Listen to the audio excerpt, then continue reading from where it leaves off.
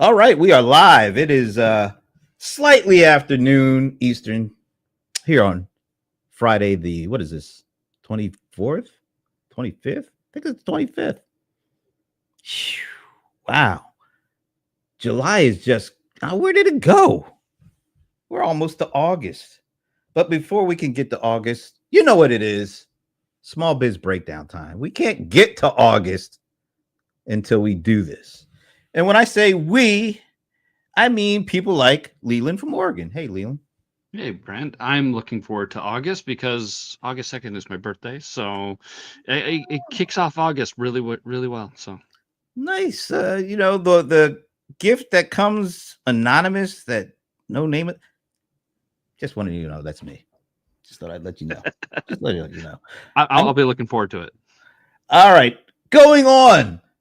Not to America's heartland, but somewhere in between, California and New York and all that.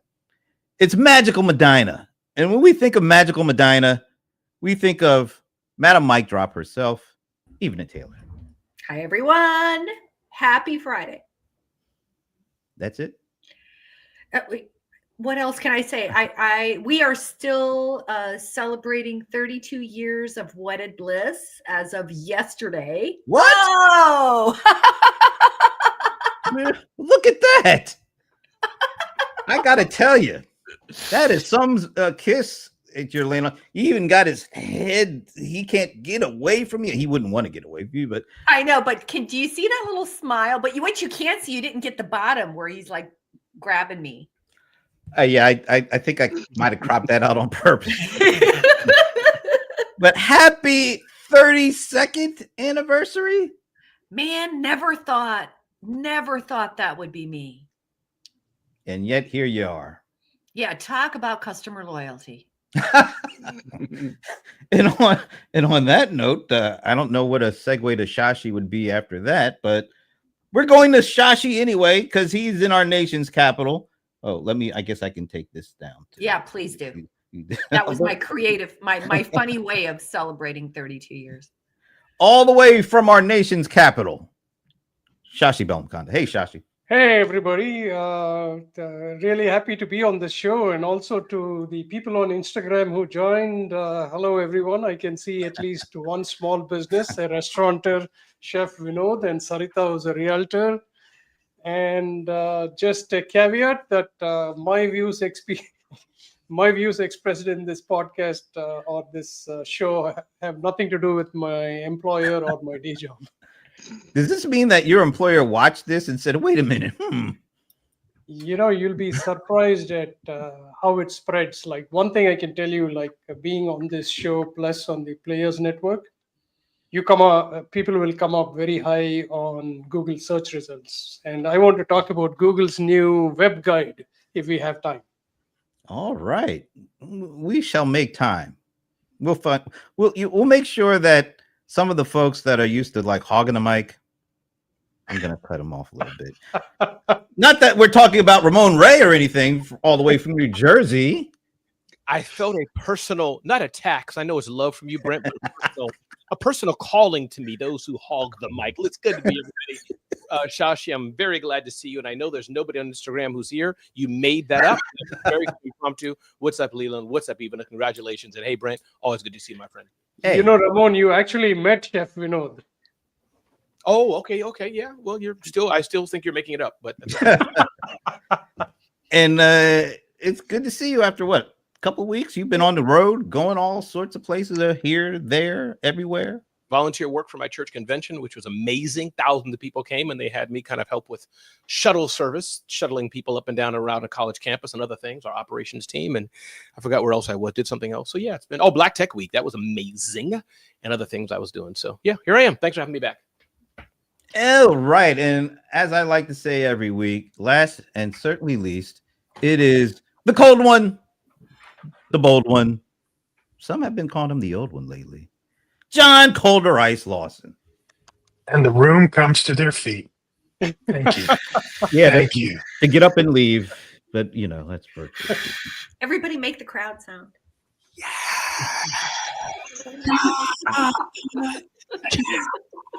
Are you guys done yet? Yeah. Got so much to discuss. Are we done? Okay, good. Make sure. Just want to. All right, folks. I ask you guys this every show we do. It's a new week. I think a little more than a lot of stuff has been going on this week. A lot of it really doesn't have to do directly with like the economy. But no, I'm not going to go there. I'm just going to say a lot of stuff happened this week. One thing I thought was interesting was yesterday there was a visit from the president to the Fed. I don't know if you guys saw that. The visuals of that one was really interesting. And well, you know, you never see the president get like corrected to his face that often. Jerome Powell was ready for the correction. He was ready for breaking the noise. Anyway, can you recap just for those? I mean, I know he went there. I saw the headlines, but can you recap the little story since you teased it out? Yeah, so he did it. He was coming to get a tour of all the new building and all the stuff that's going on with the Fed. They're putting in some new buildings. They're redoing some of the infrastructure. And a lot of the reason for the visit, apparently, or it seems like, our current president has been rather vociferous around how much of the overcosting and the budget going over the budget for this building thing is going on with the Fed. He said it was 3 billion overruns, but he got like pretty much checked right to his face. It was nowhere near that number. And he included in the cost of a building that was built 5 years ago as something that was a current cost. And Jerome Powell just said, no, that's not right. And then pointed to, oh, you're including something that was built 5 years ago.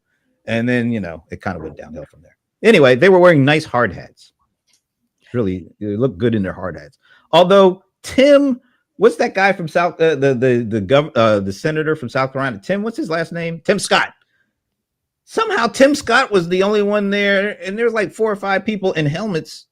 They didn't give Tim Scott one. I don't know what message that sent, but I digress. Oh, I know why that is. That's easy. I researched that. That's because he went part of the safety protocol that hour before he did a safety protocol. He didn't have to wear it. The others didn't get the safety protocol signage. That's why. Just so you know, Brent. I'm always here to help you, inform you. I thought you were going to say his head was shaped like a helmet to begin with, but I digress. I was going to say something much meaner than that. Yeah. Wow. Okay. Yeah. We better stop that because even this is still you're celebrating anniversary. We don't want you to get mean enough. Stay with that. All right. Say hello, Eric Winchester. Trump finally met an actual 4D chess player when he ran into Jerome Powell. And shout out to my buddy Bob Fagel.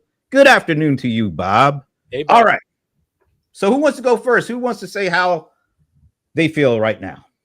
I'd like to jump in because it's a personal win for me. I'm happy to break the news here first. I've just signed an agreement to be the small business evangelist for Bitdefender, which is a huge deal for me. So personally, it's been, challenging ups and downs, and I've been pretty open to sharing about my personal business. So that win and some other wins makes me personally feel good. But I know you're really asking, Brent, I think also how we represent for the economy. And I think it's still to be told. I think there's still the mental, the headline part that affects our pocketbooks versus the reality. And I think that'll always be the case because oftentimes reality takes years to see or months to see after the headlines. But overall, Ramon Ray is feeling great today. Pass it to whoever you want to pass it to. I'm going to tag Leland because he's cooking in the kitchen. I'm going to tag Leland. There have been a couple of wins. I know that there was a deal with Japan. Japan's going to invest 500 billion, I think it was, into the American economy. And there's an agreement deal that there's a 90-10% profit sharing with America when it comes to what comes out of that. That's exciting. A lot of money getting into America. And I mean, yeah, there's that thing with Jerome Powell. The one thing that I kind of want to know, why does it cost at the low end, $2.5 billion, the high end, $3 billion over the course of 5 years to update a building where you could build a skyscraper. There was a skyscraper in New York, 85 stories, luxury apartments, half that. That's the thing that's getting me a little bit.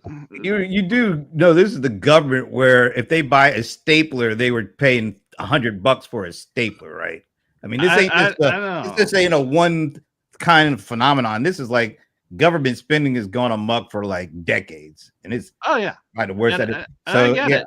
Yeah, but that still doesn't, that's a lot of money for a single building's update. This is in a brand new building like the New York skyscraper. This is we're gonna put a coat of paint. I'm guessing this is the only marble or something like that in the bathrooms. Now you're talking about Trump kind of deal, right? Because he has a golden throne apparently. No, I think you're right, but I think you can't just look at one government entity that buys and spends.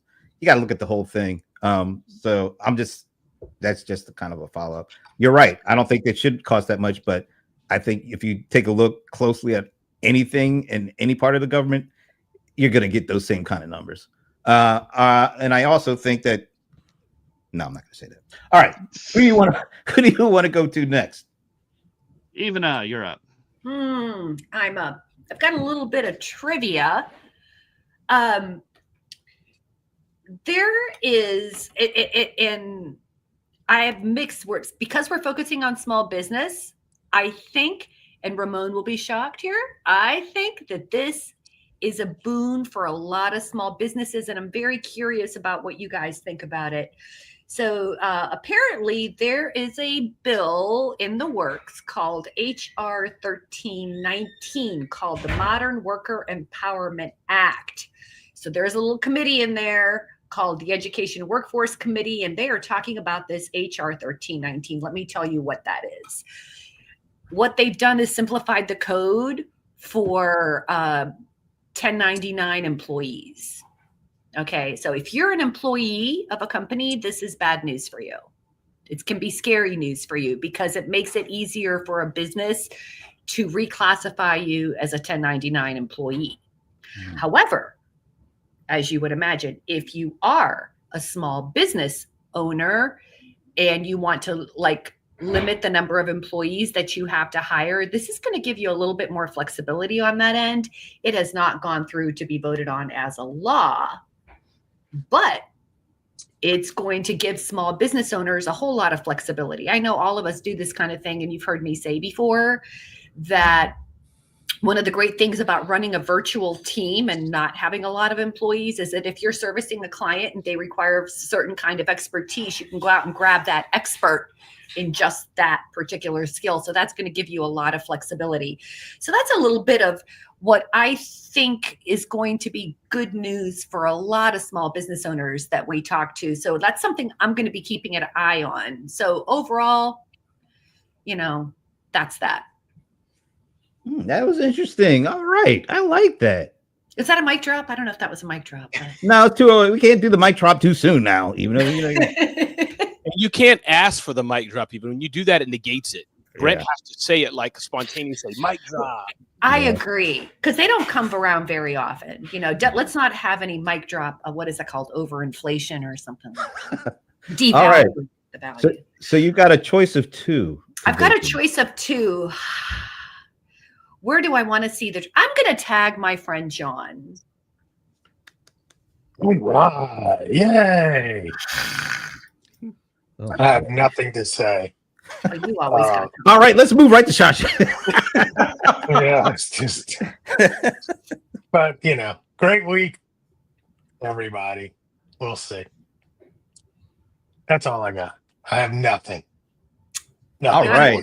Shashi. Yeah. Hey, yeah, I so want to say hello Shashi. to Patrick O'Brien, Caleb Parker, one of India's most famous comedians, LOL Rakshak. Please connect with Ramon Ray. He's at Ramon Ray or Zone of Genius on Instagram. Only then he's going to believe that you're all joining the show. Wow, okay. But still, they're all really some of. Ask them to leave Shashi. Ask them to leave a comment here saying we're watching from Instagram, from Shashi's Instagram. Instagram doesn't They don't let them put comments in. Oh, No, that's I terrible. can only comment on Instagram. So it's Tell all got a the little bit. Shashi, everybody following Shashi to follow Ramon Ray on Facebook, Ramon's platform. I'm just messing. Shashi, go ahead, man. Go ahead. No, I mean, I think I'm probably with John. I don't have anything much to say. Especially, I'm trying to keep off some of the What's going on here? developments that don't really concern small businesses in a way. Now, as I was looking at the news this morning, I was just thinking about we've got to save money. Otherwise, the generation that's coming after us is going to end up with a huge debt, right? So the idea at a big level probably was try to save 2 billion and then spend 2 billion with the new bill. That didn't happen. So, and it's also not implemented in a good way. But again, these things do happen. I guess what I'm trying to say is let's move beyond this as quickly as possible so that the pain is a little less, is what I'm trying to say. Hey, what do you got going on with your camera there, Shashi? You're getting you're going in and out. Have you noticed that? It's an AI producer. Yeah, cameraman. sometimes. Oh. Yeah, I can change it if that's. No, it was just moving back and forth, and I was just curious what's going. Anyway, it's fine. It just says that I have to not get too excited. Oh, okay. But you were sitting still. Anyway, all right. We'll move on because we just need to move on at this point. All right. So I have a little trivia. I don't know. This is not the greatest trivia, but even likes trivia. All right. So I'm gonna make sure I get the right picture up here. I've already picked my answer. Okay. 42. Is that all right? Okay. So Microsoft just announced more layoffs. Oh, And it's layoffs that kind of hard to explain, and apparently Satya is kind of having a difficulty with it because Microsoft is making killer money. Their profits are going through the roof, or actually they continue to go through the roof. They're making like 20 billion in profit every quarter or thereabouts. And yet and still, they just laid off 15,000 people. So he wrote a letter to the folks internally expressing his, thoughts and how difficult it is and all that. I'm not focusing on that. But adding that 15,000 in, a research firm recently said as of January 2025, over a blank amount of people have been let go from technology companies this year so far. So it's going to be a little bit more than 42 there. So take a guess as to how many people have been let go from tech companies so far this year. 210,000. I'll say 142,000. You got to get that in there somewhere. All right, we got 150. 115,000. All right, so we have 115, 150, 142. And what was yours, Ramon? 200 and what? 210,000? I'll take that. Sure. Sounds good. Oh, yeah. By the way, anybody out in the comments, leave your guess too. Yeah, absolutely. Okay, we got some. All right, Leland. I'm going lower. I'm going to be in around 70,000. All right, so it's all over the board from 70,000, and we got Jacob 800,000. Look at Eric Winchester. He's trying to this is Eric. I'm surprised. I'm sorry. I'm not putting these things up. 800,000 from Jacob, 300,000 from Bob. Eric, this is not The Price is Right. My name ain't Bob Barker, and you don't win if you're, just because you're under by one. All right. Lots of good guesses, folks. I like this. The answer is, I still don't have a drum roll. I need a drum roll for some reason. Thank you. The answer is 80,000. 80. Somebody had Oh, Leland. Leland was Leland. the closest. What do you say? 70? 70. 80,000 eliminated to date in 2025. And that Recruit Holdings announced that earlier. All right, and they announced 1,300. So what there was 800,000. That's amazing. That's a lot of people that would be getting let go just from one sector of the economy. That's kind of tough. So are you surprised that it's only 80,000? They did Yes. everything in the end of last year. And here's my understanding, Brent. And those who know this help me out better because I'm not sure how to say it. But it's my understanding, Brent and team, two things. One, I believe it's budgets, right? Divisions. This side of the equation can make billions and billions, but we're selling, warm water to Eskimos on this side. It's making no money, so we lay all of you off. So the whole company's making money. I believe that's one thing. Somebody else can say it better than I did. And then two, isn't there something with laws and HR and buyouts and bonuses and tax and all that stuff? Because somebody was saying, why can't you just tell these 10,000 people, hey, if you can do the work, we'll shift you here. But it's not that easy corporately. You were signed, you had a contract to do this at this pay scale. They can't just say, hey, you 5,000, here, take these new jobs over here. They got to fire you or lay you off and hire over here. You can reapply. So I hope that made some sense that those are two things going on. We hear about profitable companies floating in money, laying off people. It's divisions, it's budgets, and you can't just shift people around like it's a small business of two people. Kind of half right, because I think whole departments will get laid off because the thing that they were tied to is no longer fits in the company's corporate direction. That's the way they put it. I see. Okay. But there are people in those things that they feel are so valuable that they will move them over and they will not get laid off. Sure. Yeah. So, I think we're all both right because it does happen that way. Like letting the whole unit go. There are some tax implications for that. The write-off thing and all that. Yeah. But if the person is really valuable they'll move them over and put them somewhere else. So anyway, okay. Any other thoughts on that? Yeah. No, it's cruel. I think, sorry, Ramon, go ahead. Nothing else. I was just going to say, it's like, I do kind of understand because it's like, if I remember, I saw a breakdown of Microsoft's profits and where they get like the most profitable. And it's not where you would think. It's like a lot of it's in Azure, Microsoft Azure. And so they get huge money from that.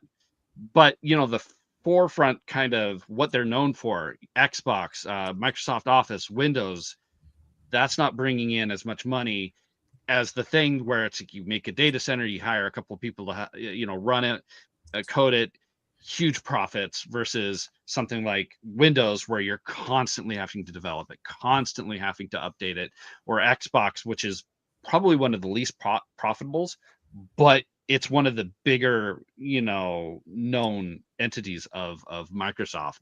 And so just like any other company, they're going to probably be putting most of their money, in the thing that's going to be making the most money for them. And they don't have to put that much money in because it's a service that, it's monthly fees and low amount of people to actually have to build that infrastructure. So I kind of get it. Shashi, you were going to say something? Yeah, if I watch LinkedIn and other places where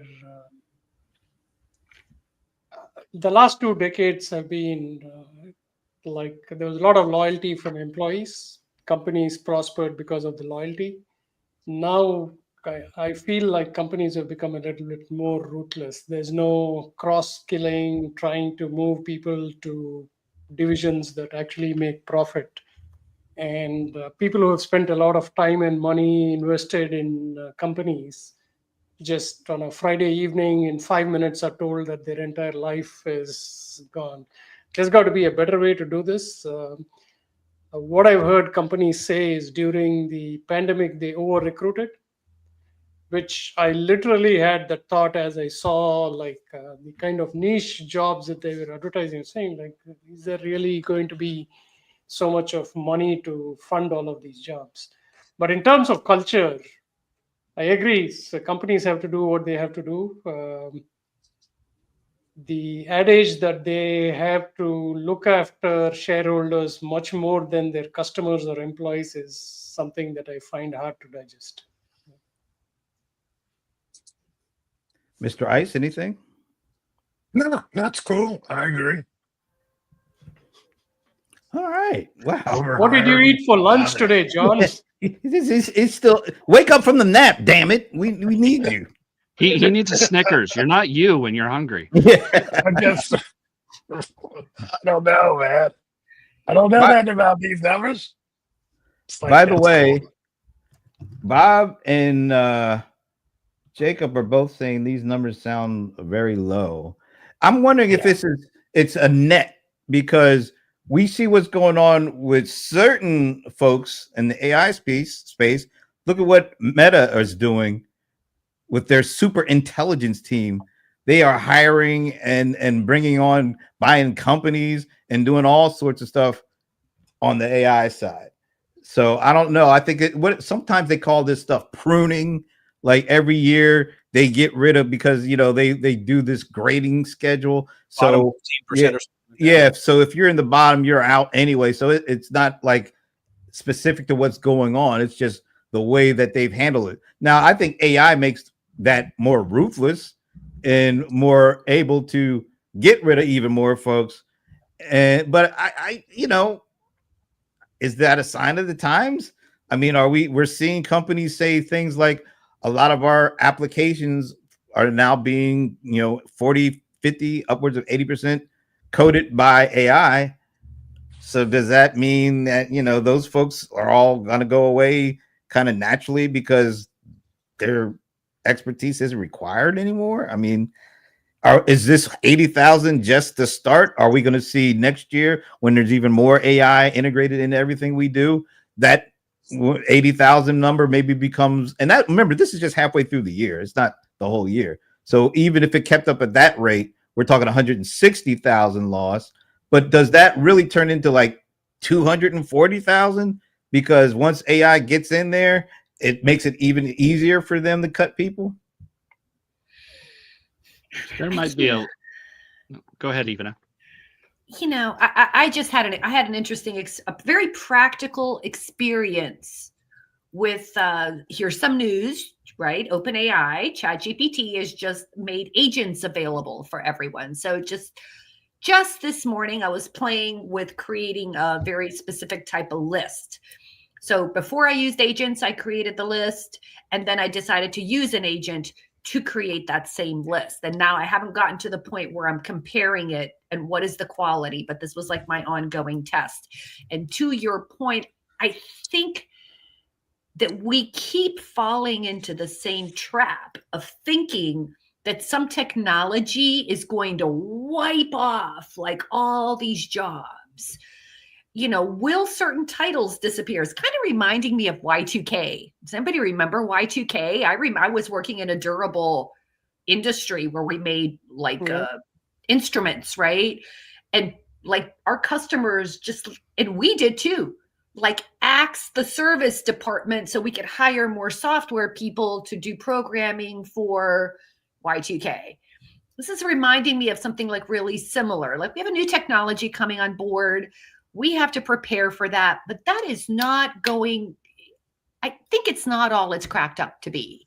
You still need an expert in that field to proof that information. It's not perfect when it comes out of the AI. Oftentimes, I mean, it's faster. Certain things get done. I still have to go through my spreadsheet. So, okay, I didn't spend 10 hours doing the research to pull the spreadsheet together, but I am going to spend a good hour or so clicking through the links, making adjustments, making changes, because I can't let that garbage go out without being tested. Right? So I'm just saying that this is just a mundane small business practical application. I know these companies have developers and they don't even have John Lawson on their team. How Wait, is that supposed to be a bad thing, or? I'm leaving that, as we say in the market research biz, whatever it means to you. Okay. Well, I know what it means to me. Perfect segue.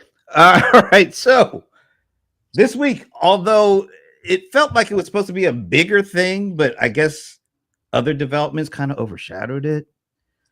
This week, the Trump administration released their they call it the American Plan for AI Success or something like that. Yeah. And it came out, I think it just came out a day or two ago. And so I thought, well, why don't we kind of go over a little of it, or maybe if you already have, let's talk about it a bit and get your perspective. So I actually took the document, ran it through Gemini, which was a tragic mistake.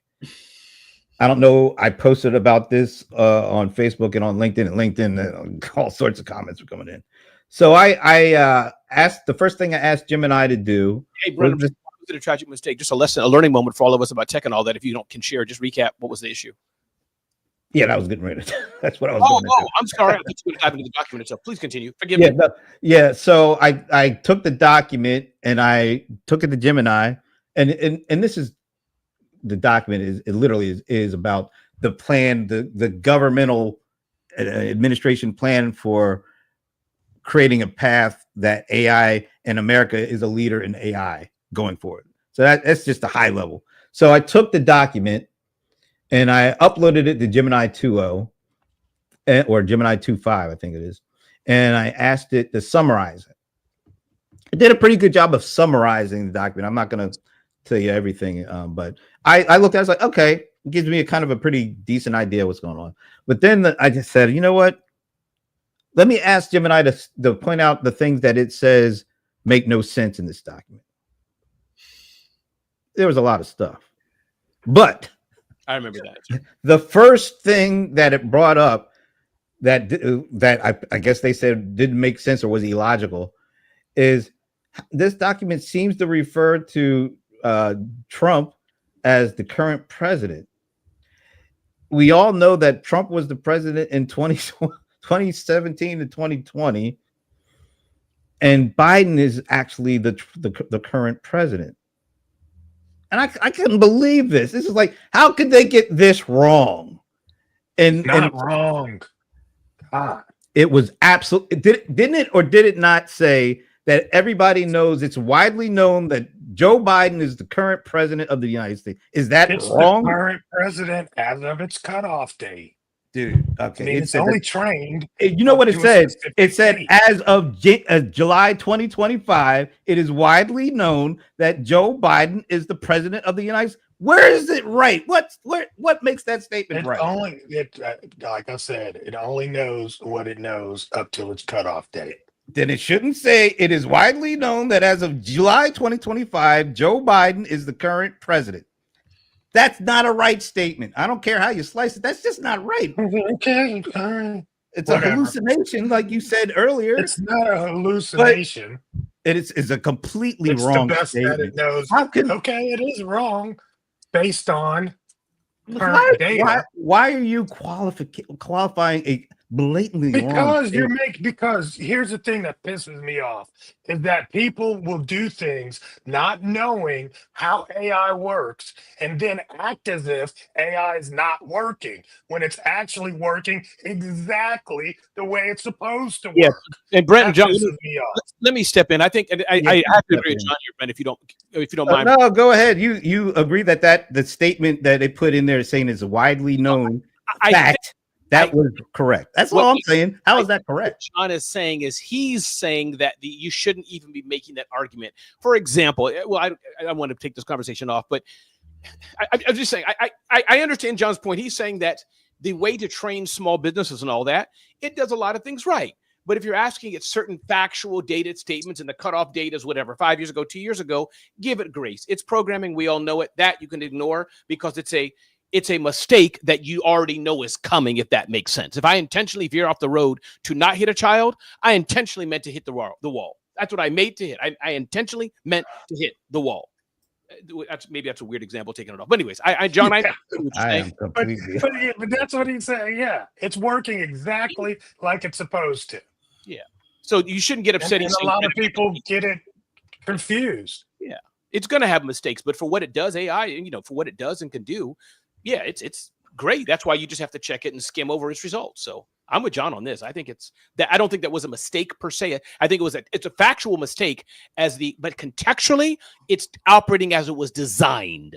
That's the point. And Brent is speaking to exactly what I am talking about. When I talk about the new skill set for AI and what you'll have to know how to do, think of like a Venn diagram with 3 circles. The first one is your area of expertise. You have got to know what you are talking about in that area, right? I'm not saying you won't learn new things, but if we are working in our business, Microsoft, whatever world that you're in, like I'm in the world of marketing, I have got to know my craft, right?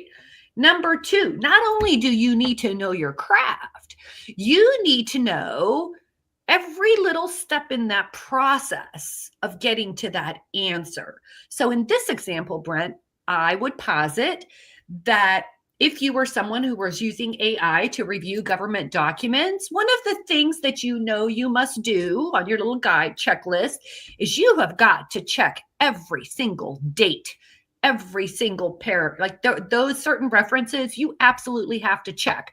So you need to know that as part of your process. And finally, the last circle is the technical circle. If you want the AI to work, you need to have some level of technical skill. And this is why, this is where, I'm weak, for example, because I'm not a developer. It's hard for me to build super complex agents and workflows because that takes something. But that 3-pronged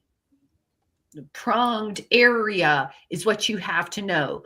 So to your point, Brent, if you are not an expert in this area, for example, the lesson is you cannot take any dates or anything for granted. You have got to check all that stuff, right? Because of what Ramon and John were talking about. But I think this is just a great example of how AI cannot take everybody's job. Even certain things become even more important. I As we move forward. I have a slightly different perspective on this. I agree with all of you. AI will not be 100% right. If it is 75% right, I think it's a big win, right?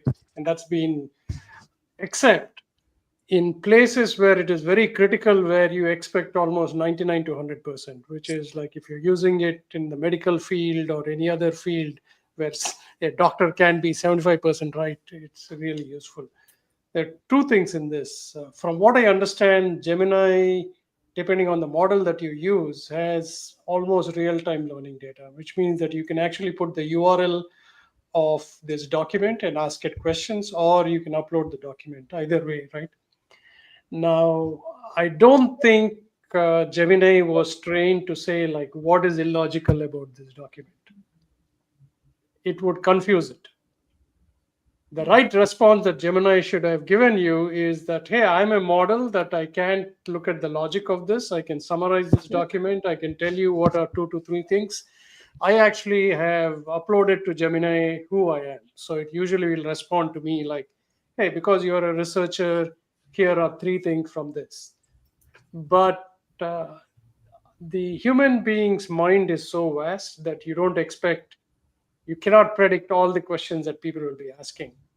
So when there is an exception, and that's where I probably agree with you, John and Ramon, is it doesn't mean, and you're also not implying that, it doesn't mean that AI is wrong. It just means that this scenario wasn't predicted.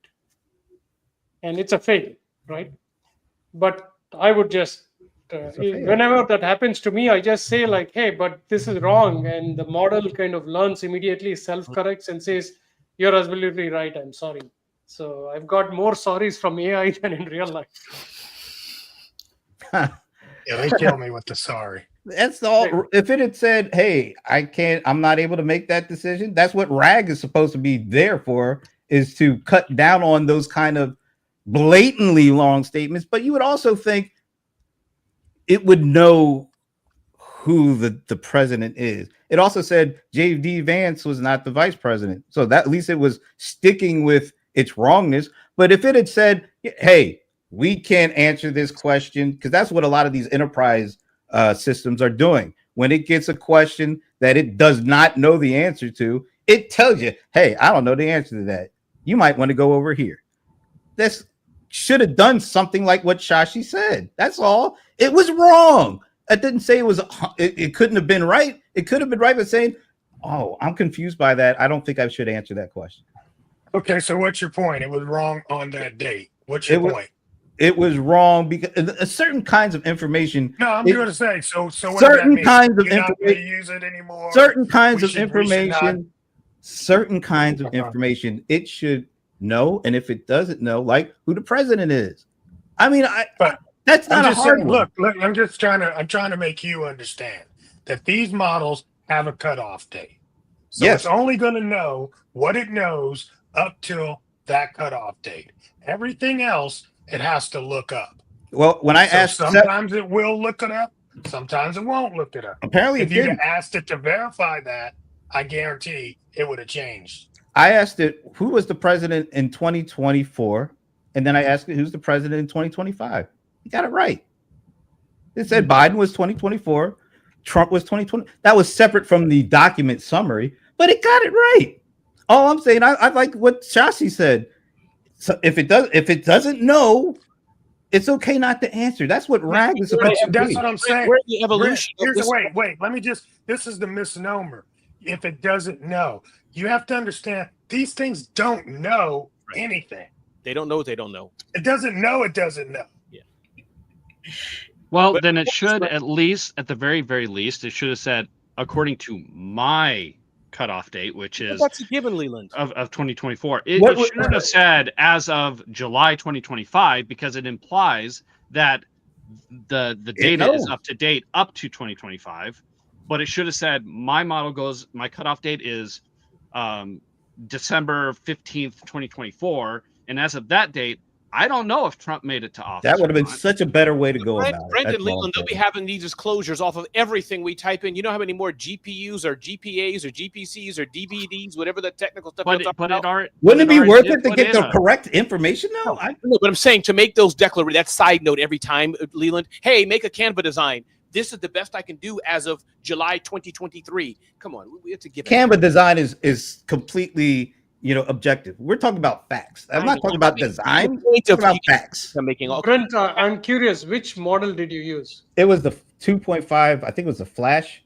Flash? Okay, because That's the one that's supposed to And be that's more a suited. smaller model. Yeah, but it's more suited to these kind. Like the bigger one, the Pro, is more for Mhm. inference, reasoning, all that kind. It's not reasoning. This is just facts. Okay, can That's I why I just- went with that one.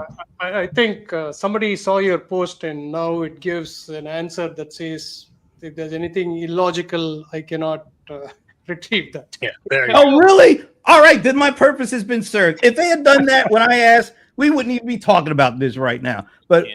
when it I think says, there's a couple of something things that are going blatantly on like- too. okay, go ahead. We love to No, learn. I mean because it's you're having it compare. Whatever. You're having it. You're giving it a data set. So you uploaded this document, and then it's comparing that document's dates with its current cutoff dates, and it's giving you the knowledge that it has at the time of its cutoff based on that. So I But think then if you would have just why did it say- directly asked, Why did it say as of July 2025 though? They should have said as of our understanding based of what we have as of 12/31/2024. This is what it is. It said as of July 2025. Hey, Brent and John, can I step in a minute here? Can I make, just for sake of time, Brent, if you'll allow, you're the host, you're the moderator. But what does this mean for small businesses? And can Nothing. somebody please tell me, besides the AI action plan made by President Donald Trump, our president, John, His administration. besides it being a PR spin, as all White Houses would do, they have to do these things to, initiatives. Was there anything meaty in there? Seriously, all politics aside, if any of you are able to do it, that means something that we should draw into. Anything that was nice or not nice, whatever. Anything we could talk about. I'll say this, and I did read. I actually read it after I looked at this summary. But here's the thing that really stood out to me. I'm trying to pull this up. Go to Gemini and pull it up. You can ask Gemini. No. we're done with Gemini for the time being, at least. oh darn. So these are they call them the 3 pillars, but they're actually 4, which I don't understand. But look at that last one. Diplomacy should be its own, and security should be its own pillar, really, because they're not two of the same things. Diplomacy, is this administration known for diplomacy? How do we take, and I know this is a personal, this isn't a factual base, but given how we see the rollout of the tariffs and all the other kinds of things that has gone on, diplomacy is not something that is our current strong suit. So how are people across the world? That's contextual, Brent. Diplomacy means anything you're doing that's diplomatic. It doesn't have to be good or bad. That's contextual. But the point is, I was curious in the document itself, what can we learn? I didn't read. Okay, I'm sorry. I'm not. I take it back. Okay, so one of the things think to Ramon's point, the big lesson to small businesses are like, don't blindly take what it is. In fact, I'll tell you one very curious case where there is a lot of providers do ambient listening, meaning if you're having a conversation with a client, sometimes it's a patient, the AI listens to you, transcribes the notes and says, here are the notes for you. What's been happening is organizations have realized that people are just clicking the approve button without actually reading it. So what they have started doing with the model is actually putting something so silly and not relevant to that to see if somebody is actually reading it and catching it. And Shashi, I understand that. I was just saying, Shashi, we still haven't yet, except Brent just showed it, got to the substance of the document, anything we can learn. I get the mistakes. I get AI. I was just curious. So let me do that. Let me do that. Old fossil fuel plants are being flipped into next gen AI data. Yeah, got it. That's pretty cool. Natural gas will be helping to turn that into nuclear power. So that's one of the things. It says Google's putting 25 billion on the table for training and data centers. Okay. Blackstone's matching that with another 25 billion. Well, that's part of that. That's what do they call that? Stargate. That's part of the Stargate. It's not directly in this document, but they kind of work hand in hand. So I see where you're going. Okay, and then it says Pennsylvania's got. So is that the Pennsylvania thing? Stargate. Yeah, Stargate is the $500 billion initiative that Trump is doing with the head of OpenAI and SoftBank, and NVIDIA's involved, and there's a couple other. They're all kind of chipping in now. They all want to get in on this, possibly because of this document. Because one of the things this document does talk about is getting rid of or streamlining regulations to encourage AI development. So that's right up those companies' alleys. The flip side is less regulation means more opportunities for things to go bad, for things to go wrong. Whether that's a good thing or a bad thing, that's all depending on how you view this. But less regulation is one of the key tenets, which means they want that to be able to start up or make innovation much faster because they don't want to lose the AI innovation lead. So really, it's about streamlining regulations and enticing companies to be a part of it. They outlawed regulations at state level. Well, this one particularly is at the federal level. I think that didn't get passed. The state level part?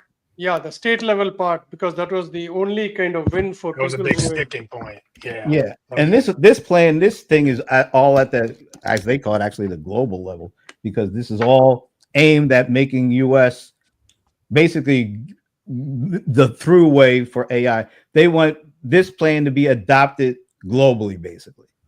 Yeah. Which is why that diplomacy thing is a key, because a lot of folks are not going to buy that outside of this country. They're not, because of kind of what's been going on the last 6 or 7 months. Hey, Ramon, say hello to Heather Meeker, Jeff Zelaya, Lupi Lakshmi. Hey, Heather. How you doing, Heather? What's going on, Lakshmi and everybody else? Good to see you all. Thanks for being here. We have about 13 people on Instagram. Wow, nice. I got 75,000 people on my Facebook feed watching this. So glad you all are here. And Shashi, I love you. That's cool, because they're not showing up in the little StreamYard counter. They don't show the Instagram stuff. And IG has a separate, we have to do it. I think you have to put, right, Shashi, the RTM or whatever you call that thing, you have to schedule it first and then add it in there, something weird like that. I don't know if IG still does that. I mean, this will be useful for small businesses who are trying to use StreamYard and Instagram. Is Instagram doesn't let you create a stream link early on. Right. So when you go live on this, you have to take a key from Instagram, put it, and then click go live on Instagram too. So, Ramon, you probably know that you're Yeah, doing we've done this the whole day. Mhm. so net, how do you feel like small businesses are going to benefit? Are they going to see more benefits because of this? Or are they going to see less benefits because of this? How do small businesses, how should they think about what's going on here with this bill and all the big players rushing to be a part of it? Here's my 2 cents, Brent. I think this is a $1 trillion play. You know, the economic shift for large businesses and the $1 trillion players. I don't even know what trillion means, but I think for small businesses, the best example of this, Brent, is what Intuit's doing. Other companies are doing, embedded it in. I think for small businesses, that's the best, embedding it into the current tools we're using, making our lives better, things we don't even see overtly. All the other stuff, that's for Boeing and GE and NVIDIA and at a global level. I could be wrong. I'd like to know what y'all think, but I think for the smallest companies, you want to open up Dropbox and find, oh, I can do this easier or better because Dropbox embedded it. Or, oh, I can open up FreshBooks, whatever common apps that the smaller companies are using, and it just fits in there. That's what I think. I like the emphasis on open source, making open source models that will facilitate smaller businesses being able to actually make their own AI tools instead of having to start from scratch and rely heavily on piggybacking on OpenAI. I mean, that's a lot of like what the small business AI tools are right now. It's a wrapper for an API call to ChatGPT.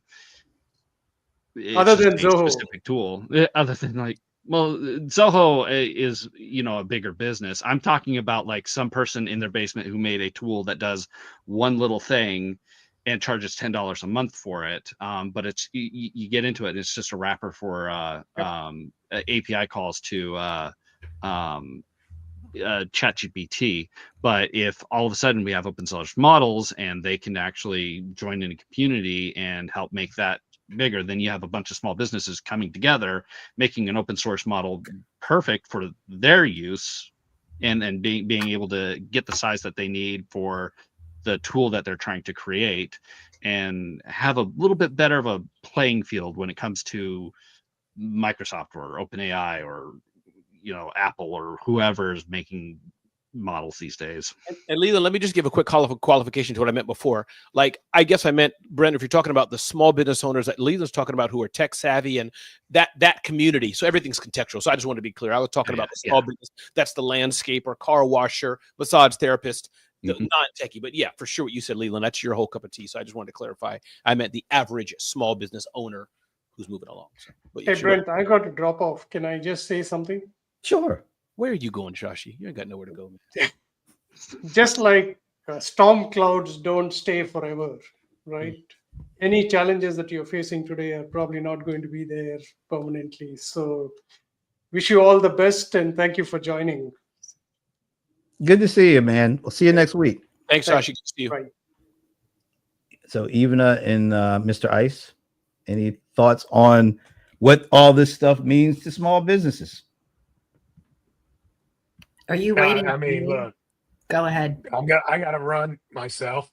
But if you're waiting on the sideline for something to change, the change is already in effect, and you really need to start embracing AI, how it can work in your business to help give you a advantage. Because if you don't, you are really going to be sitting at the back of the class. So Wow, that's perfect. I mean, it's very similar to what I was going to say. And the only thing, and I think this will summarize our whole conversation today. The best thing you can do, the highest value of your time invested, is to really understand how AI works. Take the time to learn what model does what. Take the time to understand where the information comes from, how it's calculated. Hey, go learn what GPT stands for, because if you just know that, It will transform your world. There was a little sneaky tip in there. So go learn the basics. Pick one tool to start with, right? If, like, for example, yeah, there's lots of different tools, but I'm comfortable with like ChatGPT and OpenAI. So I start there and I try to learn things where I'm comfortable. And then you can move on to some other tools that will help you. But if there's anything I can say to you that will help you run your business and work with AI, learn the fundamentals, because everything is going to be built on those fundamentals. It's like missing algebra and then going to college and not having algebra, or not knowing how fractions work. Life is very difficult when you don't understand the fundamentals. But if you do, what you're going to start to see is learning the new things and swimming in a new pond, so to speak, is going to make your life easier. I've been told that what John Lawson said was a mic drop. So, but then he even picked it back up and started talking. So, you know, is that an official mic drop when somebody else talks after it? I don't know. If the customer You says, can pick the mic up afterwards. Oh, is that okay? Well, even I if think the customer isn't always right, but when you get customer feedback, take it. mic drop. John, Brent just won't give it to you. John. Try, John.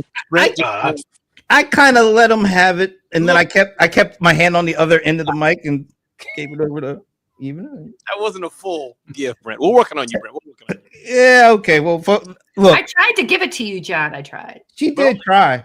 Brent, She did. He's the mic drop. You know, he has the mic drop. In all honesty, this is my last 2 cents.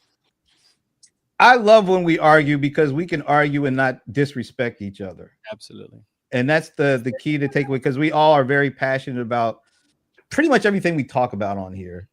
And I don't want to disrespect anybody else's passion. And I really appreciate when everybody respects mine. That's right. So although these dudes are just wrong about everything, And not nearly as smart. We're wrong and not nearly as smart. but they're good people. So we're glad. Now that's a mic drop right there. All right. Thanks again for joining us. See you next week. And please, thanks for once again, lots of comments, lots of really great thoughts and insights coming from the comments. I love when the audience plays. I really do. And we all appreciate it. We appreciate you just being here, let alone being a part of the discussion. So thanks. We will see you next Friday. Is it going to be like August next Friday? And I'll be from California, Brent. I'll be in California for 2 months, so I'll be live. Oh, that's right. We're gonna have to do. It's gonna be what, Leland and then Ramon. We'll see. Oh. Ramon's gonna switch order. Oh, it's right. He might be a little further west. Oh, we'll see. Where are you going to be in? I'll be 90 minutes away from San Francisco. East or west? East. So we're getting precise. Yeah, 90 minutes northeast of San Francisco. That's a good point. So, If he's west of San Francisco, he's in the middle of the ocean on like an barge or something like that. Oh, that's right. Yeah. right Well, now, you never know. hey, Leland, what's the biggest town you're near? You know, you don't have to give your exact location, but what's the town you're in? Portland. I am west of. No, I'm east of Portland. Portland. Oh, he's east of Portland, so he's Here we probably a little further. I'm going to look at it right now. Portland, Oregon. You know, Brent, I think Leland beats me marginally. Yeah, he beats me marginally. But if you look, up and down here, I'm looking because I'm a few miles east of Sonoma. So I'm looking at Google Maps. It's neck and neck. But I think he is farther east of me. Just to make it easy on me, we're still although you will now be before Medina. So it doesn't even matter. Glad to be here. All right, folks. Hopefully we will see you next Friday. Thanks again. Have a great weekend.